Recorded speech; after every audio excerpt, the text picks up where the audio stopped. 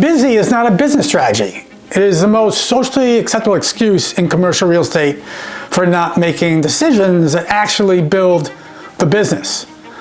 The brokers that we work with at Massimo who are stuck are almost always stuck because, well, not because they're lazy, no, they're stuck because they're busy. Generally productive, yes, impressive doing work, for the business, but never making decisions that would change the shape of that business. In this video, I'm going to review the 5 growth decisions that every successful broker keeps delaying. Decision 5, without a doubt, is the one people resist the hardest and the one that moves the needle the most. One distinction. Holding to this entire video, being busy is doing the work of the business. Making the decisions that change it, well, it's not the same thing. In a high production commercial real estate career, busy crowds out building every single time. They compete with the same calendar because busyness always feels urgent and building almost never feels urgent. Every one of these decisions has a cost when you make it. And every day you're making a decision. Busy versus build. Everyone has this compounding invisible costs when they don't decide. The broker who's too busy to build is not standing still. They're drifting in a direction determined by default, not by design. 5 decisions. Here's what each one costs when you delay it. The first one, designing a business that runs without you. Now, not eventually. Design a business that runs without you now. Most brokers think about this as a retirement question. When am I ready to step back? Then I'll redesign the business so I can run without me. This framing is a problem. Designing a business that functions without you, it's not retirement. It's a growth strategy. And right now, today, because the business is built entirely around your personal capabilities, well, that has a ceiling, right? By definition, it will only grow as high as you are. And you're not enough just to be that one engine. You have a limit. Indispensability feels like power. They need me. And at a certain scale, it becomes a ceiling. The decision is not whether to remain valuable. It's whether the business is designed to grow beyond your personal capacity or permanently capped by it. Every year you defer the decision, the business becomes, more dependent on you personally, not less. And dependency compounds. Extractions become harder, not easier, and the ceiling stays exactly where it is. Decision 1 is not about structure. That's really what decision 1 actually is about structure. Decision 2 is about who you put inside that structure, and most brokers get this exactly backwards. Decision 2, hire for the business you want, not the business you have. Most brokers hire to fill gaps that exist today. Someone left, something broke, a role got too heavy, so they hired to fix that role. That's a reactive hiring. It produces an organization that's already slightly behind what the business really needs, never ahead of it. The best brokers hire towards a business they are building. They look at where they want to be in 3 years and ask, what kind of people does that vision require? Then they start finding those people now. This is completely different. It produces a completely different organization. And over time, the team you have right now reflects hiring decisions you made 18 months ago, 10 years ago, before the business is where it is today. The team you need reflects decisions made today for the business you're building toward. Those are very different decisions. Every reactive hire delays the right hire. The cost is not just the wrong person's salary, is the capability gap that widens every quarter that you're not building towards the business you actually want. Decision 2 is about who you bring in. Decision 3 is about what you give them to work with. And nobody has built it yet. So decision 3 is you got to document your processes before you need them, right? Yeah, I know why playbooks haven't been written. There's always a deal to close.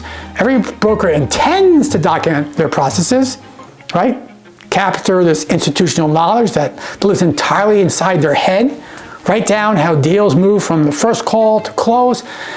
And almost nobody has done it because something more urgent always arrives first.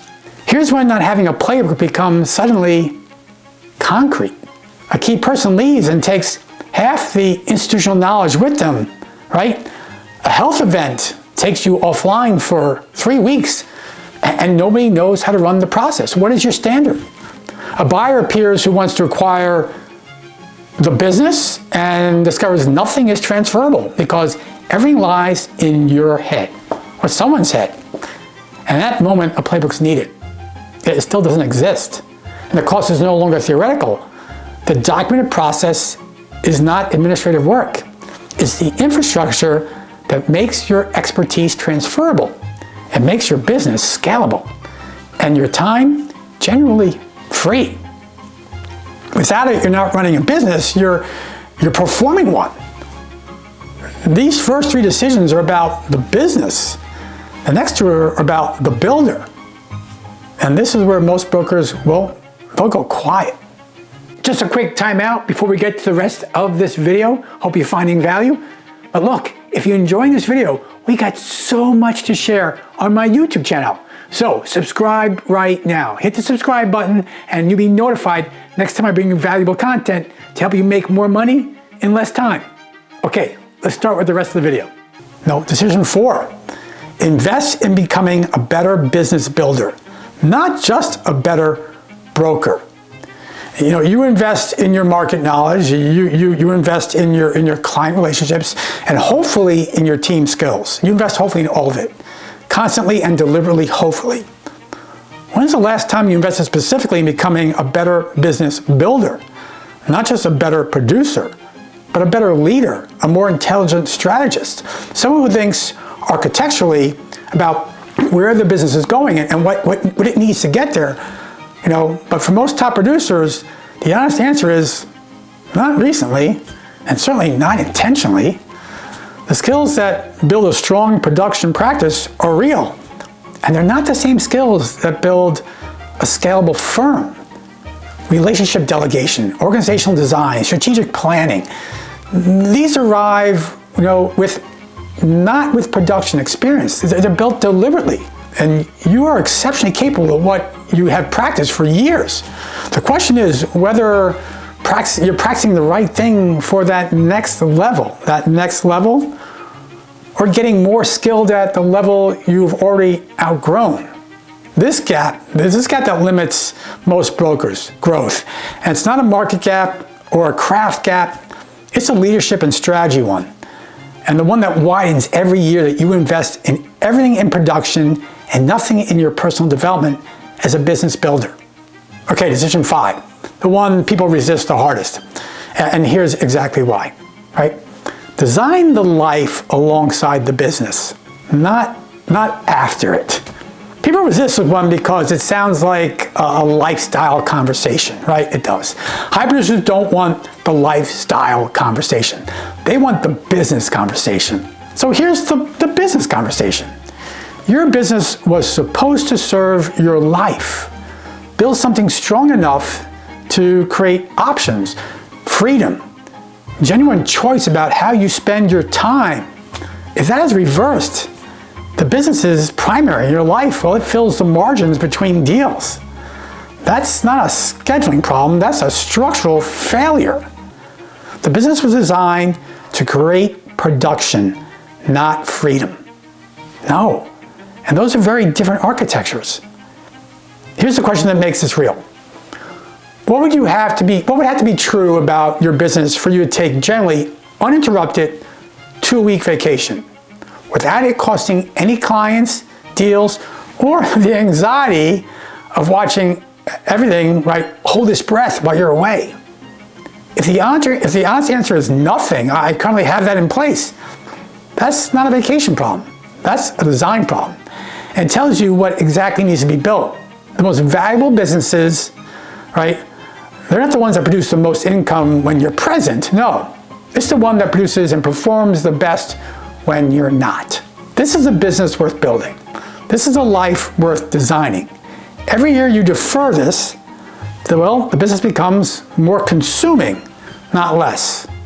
The window for architecture that creates genuine freedom is much shorter than it feels from inside a busy career. And it doesn't get any easier later on. It actually gets harder. 5 decisions. One thing they all require before any of this thing can happen, well, it's space. Not time, but space. The deliberate decision of stop filling every available hour with urgent work and to protect unscheduled thinking time where building actually happens, right? Busy crowds out building every time, and they compete for the same calendar. The broker who keeps saying, I'll get to strategic work when things slow down, is making a decision by default. The business stays exactly as it is.